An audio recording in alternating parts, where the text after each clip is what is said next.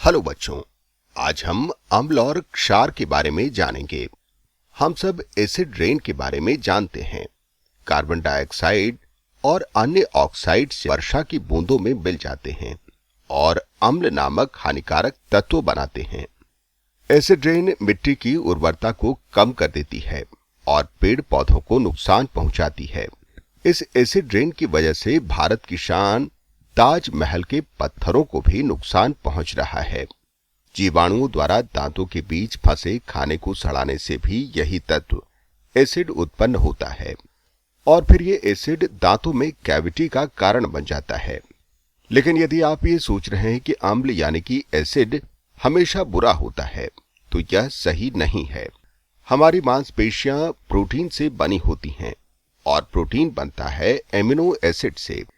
यहां तक कि कई पोषक तत्व जो हमारी वृद्धि और पोषण यानी कि न्यूट्रिशन के लिए आवश्यक है, जैसे कि कई विटामिन्स, फैट आदि एसिड से ही बने हैं, तो एसिड वृद्धि और पोषण के लिए भी आवश्यक है। तो एसिड्स बहुत महत्वपूर्ण भी होते हैं और एसिड्स बहुत हानिकारक भी होते हैं। लेकिन एसिड है क्या? बच्चों को खट्टे फल जैसे नींबू, इमली, कच्चे आम आदि खाना पसंद होता है। यदि आपको खट्टी चीजें खाना पसंद है, तो इसका मतलब यह है कि आपको एसिडिक नेचर के फल पसंद हैं। कैसे? क्योंकि खट्टा स्वाद एसिड का गुण होता है। एसिड का केमिकल नेचर यानी कि रासायनिक प्रकृति एसिडिक नेचर कहलाता है।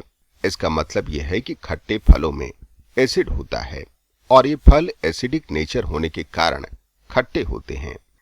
एसिड शब्द लैटिन शब्द एसिडस से आया है, जिसका मतलब है खट्टा। लेकिन शक्तिशाली एसिड क्षयकारी यानी कि कोरोसिव भी हो सकते हैं। यानी कि अगर हम इनके संपर्क में आते हैं तो ये हमारी त्वचा को नुकसान पहुंचा सकते हैं, यहां तक कि त्वचा को जला भी सकते हैं। तो सभी एसिड को चखा नहीं जा सकता है। जो एसिड्स प्राकृतिक रूप से पौधों, जानवरों और दूसरे सजीवों में पाए जाते हैं, ये ऑर्गेनिक एसिड कहलाते हैं। जैसे नींबू में सिट्रिक एसिड, सेब में malic acid, vitamin C ascorbic acid है। लैक्टिक एसिड दही में पाया जाता है। साधारण विनेगर जिसे हम करी में इस्तेमाल करते हैं, ये एसिटिक एसिड है।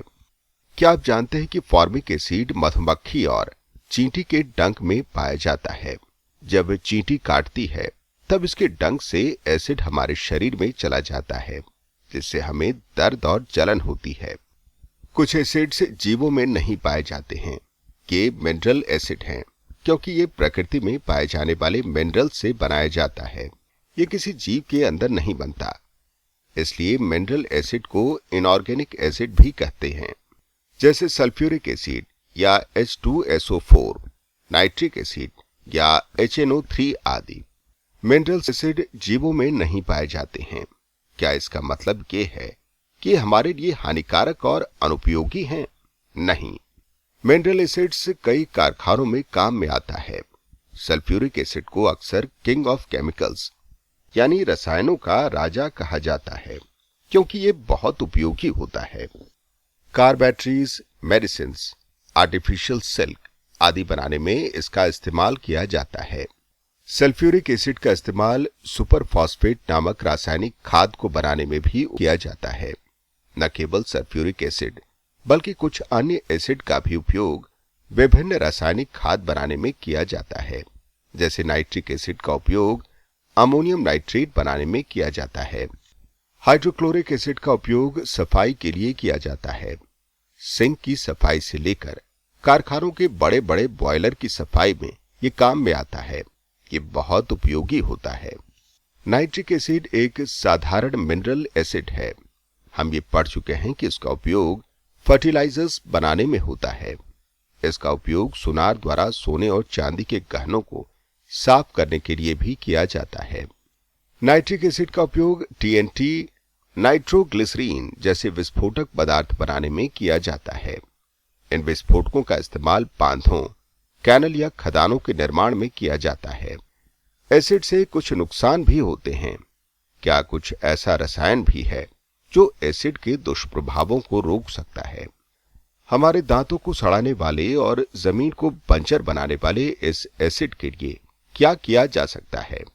हाँ, जब हम एसिड के बारे में जान रहे हैं तब हमें एक और पदार्थ के बारे में भी जान लेना चाहिए जो एसिड का दुश्मन होता है, और ये हैं क्षार। एसिड और बेस सांप और नेवले की तरह हैं। बेस एसिड के प्रभाव को खत्म कर देता है, यानी कि बेस एसिड को रोक सकता है या उसे बचा सकता है। तो ये बेस या क्षार क्या है? बेस भी एसिड की ही तरह हमारे रोजमर्रा के जीवन में हमारे आसपास ही रहता है। बेस का स्वाद कड़वा यानी कि बिटर होता है, और इसे जब पानी के साथ मिलाकर उंगलियों में रगड़ते हैं तब ये साबुन की तरह महसूस होता है। जब किसी भी पदार्थ में ये गुण होते हैं, हम कह सकते हैं कि ये पदार्थ बेसिक नेचर यानी कि क्षारीय प्रकृति का है। सोप, बेकिंग सोडा आदि बेसिक नेचर के होते हैं। तो बेस वह पदार्थ है जो एसिड से बिल्कुल विपरीत प्रवृत्ति का होता है। तो जब भी एसिड से कोई परेशानी होती है तब हम एसिड को रोकने के लिए बेस का इस्तेमाल करते हैं। उदाहरण के लिए, जब किसी भी वजह से, जैसे एसिड रेन की वजह से मिट्टी में एसिडिटी यानी कि अम्लता बढ़ जाती है, हम इसमें अम्लता को कम करने के लिए मिट्टी में अनबुझा चूना यानी कि क्विक लाइम मिला देते हैं। मिट्टी में अधिक मात्रा में क्षार होना भी ठीक नहीं होता है, इसलिए हम इसमें ऑर्गेनिक फर्टिलाइजर्स मिलाते हैं जो कि क्षार के असर को घटाने के लिए ऑर्गेनिक एसिड्स उत्पन्न करता है। बेस और एसिड एक दूसरे का विरोध करते हैं, इसलिए जब भी जरूरत होती है हम एक के असर को कम या खत्म करने के लिए दूसरे का इस्तेमाल करते हैं। क्षार या बेस खेती में कई तरह से काम में आते हैं। सबसे पहले सारे क्षार मिट्टी की अम्लता को घटाकर उसे फिर से उर्वरक बनाने के काम में आते हैं। सामान्यतः स्लेग्ड लाइम, कैल्शियम हाइड्रोक्साइड का उपयोग पेस्टिसाइड्स बनाने में भी किया जाता है। अमोनियम हाइड्रोक्साइड जैसे क्षार का उपयोग फर्टिलाइजर्स बनाने में किया जाता है। स्लेग्ड लाइम का इस्तेमाल कंस्ट्रक्शन और कलर्स, पेंट्स आदि बनाने में भी किया जाता है। कुछ क्षार दवाइयां बनाने में इस्तेमाल किया जाता है, जैसे कि मैग्नीशियम हाइड्रोक्साइड का इस्तेमाल एंटासिड में होता है। यहां तक कि कुछ आसानी से उपलब्ध क्षारीय पदार्थ जैसे बेकिंग पाउडर, लाइम आदि का उपयोग एसिडिटी से आराम पाने के लिए किया जाता है। कास्टिक सोडा एक बहुउपयोगी क्षार है। इसका उपयोग कागज, टेक्सटाइल इंडस्ट्री में किया जाता है। इनका इस्तेमाल साबुन, डिटर्जेंट आदि बनाने में भी किया जाता है।